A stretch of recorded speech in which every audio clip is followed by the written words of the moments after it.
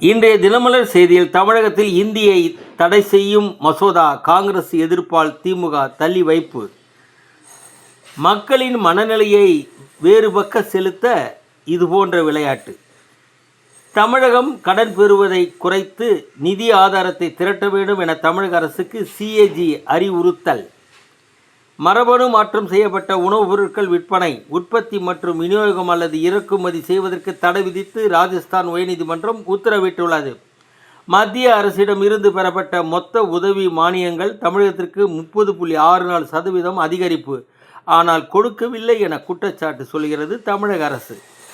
இதை எதை நம்பலாம்? 3 கோரிக்கைகள் ஏற்பு. போக்குவரத்து ஊழியர்கள் 62 நாள் போராட்டம் வாபஸ். நல்லது நடந்தால் சரிதானே. டெங்கு புழு காய்ச்சல் அதிகரிக்கலாம் என பொது சுகாதாரத்துறை எச்சரிக்கை. பாகிஸ்தான் நடத்திய வான்வழி தாக்குதல், ஆப்கன் கிரிக்கெட் வீரர்கள் உட்பட 8 பேர் பலி. வணக்கம்.